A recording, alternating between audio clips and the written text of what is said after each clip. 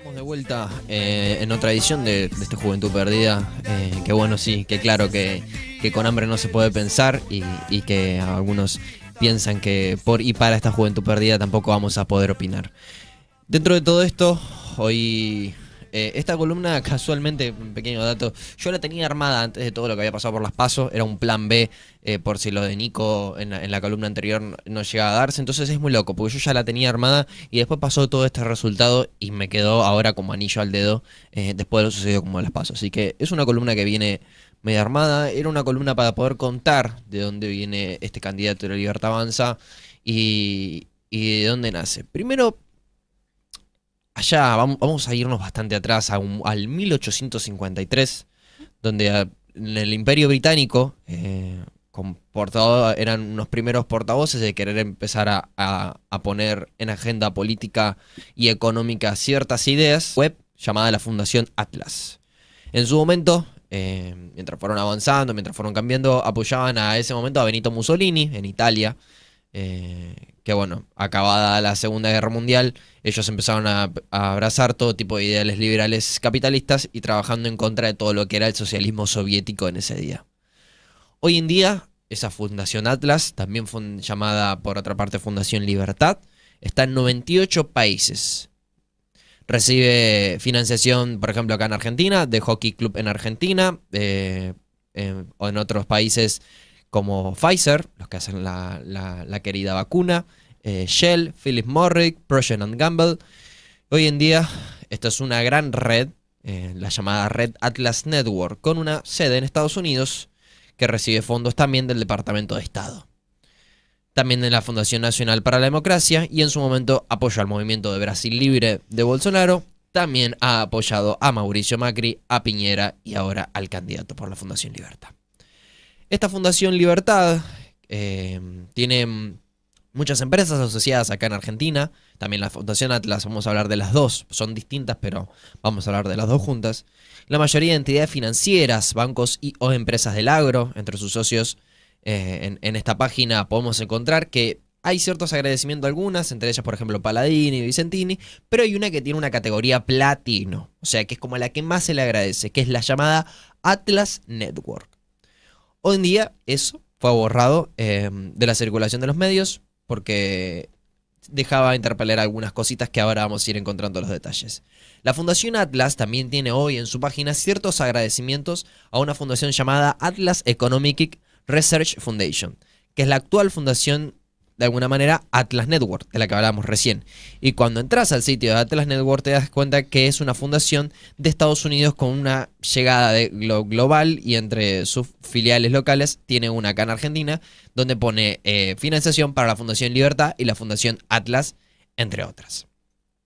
En Estados Unidos a todo este tipo de organizaciones, porque de la que estamos hablando, Atlas Network, se le llama think tank, porque son grupos que se encargan de poner ideas de la sociedad como si fueran bienes a través del lobby de Estados Unidos. En Estados Unidos, a diferencia de acá, que esto no se puede, hay empresas que pueden poner plata para poder financiar legalmente candidatos políticos y eso financiar sus campañas. Eso acá técnicamente no se puede. Pero, ¿por qué hay tanto financiamiento sobre Argentina por lo que parece? Y otros países latinoamericanos. ¿Por qué parece que esta gente empieza a tener cierto acercamiento acá a Latinoamérica? Y es por nada más y nada menos que esta red internacional de Estados Unidos, Atlas Network, es dirigida por un argentino. No trabaja por cámara, sino por detrás, no se le ve claramente, por las sombras. El llamado Alejandro Chufén, que ejerció su cargo del 91 hasta el 2018, expandiendo en todo el continente las ideas libertarias, refiriéndose a la dictadura argentina como el momento en el que el comunismo quiso tomar el poder, defendiendo siempre a Trump y elogiando a Bolsonaro en su momento. Entonces, ahora, estamos hablando de una empresa desde Estados Unidos que financia a otra fundación, la Fundación Atlas y la Fundación Libertad, que estas le dan la plata, si se quiere, para la campaña a estos muchachos, dentro de ellos el candidato a la Libertad Avanza. ¿De dónde saco todo esto? Vean, hay muchas entrevistas donde Milei y donde Spert también le dan las gracias a la Fundación Libertad, a la Fundación Atlas. Esto no es chino, yo los invito a que busquen las páginas y van a encontrar que están asociadas con un montón de varias de las empresas que les ya mencioné. Pero ven, estas son financiadas por lobistas conservadores conocidos en Estados Unidos, que son los hermanos Koch, Charles y David Koch, que uno de ellos falleció en 2016, siendo conocidos por ser los que más ponen plata en el lobby estadounidense, o sea, los que más ponen plata para los candidatos en Estados Unidos. Su familia ganó su fortuna en el petróleo y en las energías sucias. De esta manera, niegan cualquier cosa que se dé en agenda política en contra de sus intereses. Niegan el cambio climático, el género y su principal enemigo, que es el Estado. La llamada... También venimos con una fundación más, que es la que trabaja en Estados Unidos, la Fundación Heretic Foundation, tiene más de 500.000 de donantes en Estados Unidos. Y es conocida y no puede operar con este nombre en otros países, porque no sería bueno para su reputación. Aunque en el sitio de la Fundación Argentina Atlas aparece directamente su fundación como financiadora y asociada. Los hermanos Koch pusieron a Chufuen y este dirige la Fundación Atlas Network. Este le pone la plata para financiar a todas las organizaciones libertarias de Latinoamérica y la Fundación Libertaria y la Fundación Atlas, entre ellos Javier Milei. Los libertarios, si se quieren, se están aprovechando de la falta de memoria, de la falta de aprendizaje y del no saber para vender algo que ya existió, pero con un nuevo envase. Esto lo quería decir porque a mí me parecía que había mucho desconocimiento de dónde podía salir semejante candidato. Es tremendo cuando te empezás a enterar que el muchacho que dirige esta asociación Atlas Network, que es una que trabaja en Estados Unidos, que es una de las que más plata pone dentro del lobby estadounidense, es dirigida por un argentino.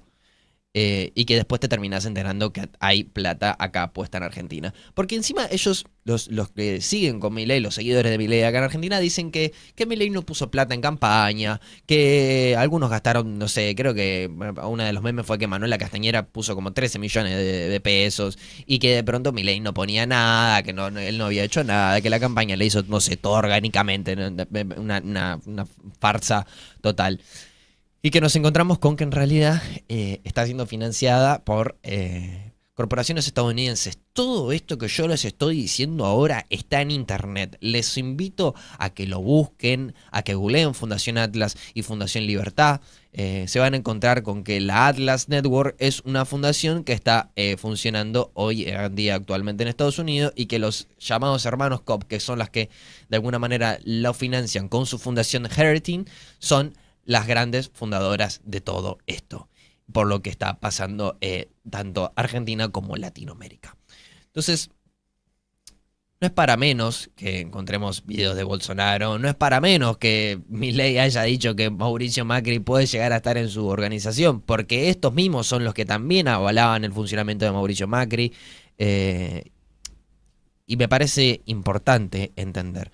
Para hablar de Javier Milei se pueden hablar un montón de cosas. Yo puedo desmentir tanto su discurso como puedo desmentir. Hay una idea más que se me había ocurrido donde él dice ser el rey de la selva, siendo el león, pero el león no es de la selva, es de la sabana, por si querían saber.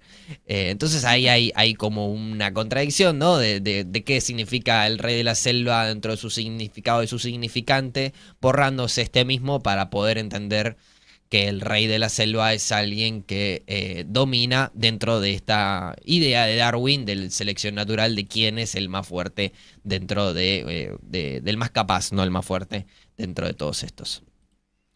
Eso sería, no sé si ha quedado claro, pero me parece interesante no solamente ver todos los factores por los que parece que este señor avanza, todos los factores que representa, o sea, esta fundación que nace en Inglaterra, de alguna manera en un momento avalaba las ideas de Mussolini, avala ideas libertarias, avala ideas liberales económicas, a las cuales quiere implementar de una manera sistemática dentro de Latinoamérica. Como decía René hace un rato, la Operación Cóndor operando en mi nido.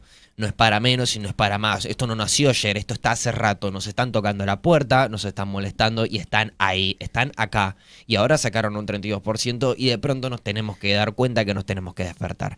Este muchacho representa otras cosas. Este muchacho para mí representa algo distinto. Algo que no es lindo, algo que es distinto y que viene a derogar y avalar un montón de discursos reaccionarios y que supuestamente puede llegar a solucionar. Es un falso profeta. O al menos a mi entender. Bueno, hasta ahí el análisis del compañero. Yo le había pedido unos minutos también porque me gustaría mencionar 3 cosas que capaz que son más.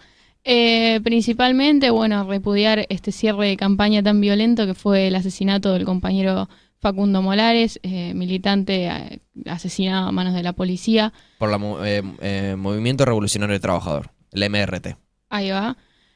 Como también al otro día, bueno, se convocó una movilización y también hubo un montón de manifestaciones violentas y demás que corren totalmente la discusión, también no me parece, pero bueno, me parecía mencionarlo, como también hay que mencionar el asesinato de esta nena de Morena en Lanús, también a manos de un robo, iba al colegio. ¿Te pareciera que los asesinatos no son para menos ni otras sindicatos o corporaciones que supuestamente representan a los docentes, a los trabajadores, no llaman ni a hacer un paro, sino que nos terminamos encontrando con que la gente se muere y nada, tengamos elecciones normalmente? Sí, no, además yo considero que hay muchas discusiones ahí, yo por lo que vi la discusión se corrió mucho a la derecha entre que si había candidatos que pedían más policías, reforzar estas instituciones estatales de violencia y demás. Bueno, ya habíamos hablado un poco del rol de la policía y demás, y creo que hay un contraste ahí entre alguien que lo matan a palos la policía y bueno, una nena que la mata la delincuencia, lamentablemente. Y la verdad que lo menciono porque también quiero hacer hincapié en esto que pasa de ahora todo el mundo está hablando de Milei y de la derechización de la sociedad, y me parece que hay una degradación social muy importante, y por eso menciono todas estas cosas. Me parece que hay que correr un poco la discusión a dónde vamos como sociedad, por esto mismo que en el caso de Morena se hablaba del refuerzo de, bueno, válgame la redundancia, de las fuerzas policiales y demás, de las instituciones de violencia, qué sé yo, pero también me parece que por más que sea difícil, por más que repudiemos estos actos, también hay que pensar a nivel social en dónde estamos, ¿no? Yo lo pienso mucho con el voto a Milei, y bueno, como hablábamos acá, que hay un contexto de crisis y qué sé yo, y de cara a octubre, no solo pensar en cómo revertir ese voto a Milei, que bueno, que es considerado voto bronca, qué sé yo, sino también cómo replantearse que hay 40 millones de personas que no logran cubrir las necesidades básicas, por lo menos. Entonces me parece que hay un montón de cosas para pensar y también hacer hincapié no solo en el problema, sino en la causa. Lo mismo con estas situaciones. No solo pensar en por qué te matan para robarte, sino también producto de qué es eso, sin dejar de repudiar el acto, obvio. Me parece que son discusiones sociales muy complicadas. ¿Qué opinas, compañero? Me parece que está bueno lo que decís. Creo que lastimosamente detrás de todo esto del avance de este tipo de candidatos nos hace pensar que siempre parece que los muertos los tenemos que poner nosotros. Y suena triste, pero por eso y por una de más cosas, por más que estemos en una democracia y demás, estos candidatos y por lo que representan la gente que a veces sacan de la discusión, lo apilan. No sacan a uno, sino que lo apilan porque representan, al menos a mi entender, algo que es muy oscuro en la historia de la humanidad. Por eso yo creo que el repudiamiento va hacia ahí, por eso creo que no podemos dejar avanzar a este tipo de personajes, como dice la frase, que no van a pasar, no pasarán, y estaremos ahí donde tenga que estar y donde el llamado tenga que ser, en las calles, en los medios de comunicaciones y en donde se pida, porque este tipo de personajes no pueden dar. Y la realidad está acá, está pasando y es ahora. Vuelvo a entender por si el que estuvo escuchando no entendió. Voy de adelante para atrás. Los hermanos Koch lo pusieron a Chafuen, que es el argentino. Este dirige la Fundación Atlas Network. Y este pone la financiación en organizaciones latinoamericanas libertarias. Entre ellas la Fundación Libertaria y Atlas, que son las que le ponen la plata a Milei y a Spert y a todos los que se te ocurra que representen esas ideas, como para volver a recalcar. Por eso, hoy más que nunca tenemos que apuntar a esas discusiones más a fondo, no tanto desde, bueno, sí, entender que es un voto bronca, pero ¿por qué también? ¿En qué contexto alguien elige votar un tipo que literalmente habla de sacar todos los derechos? Pero es como hablábamos al principio, el pibe que labura en Rappi, por ejemplo, ¿qué derechos tiene como trabajador?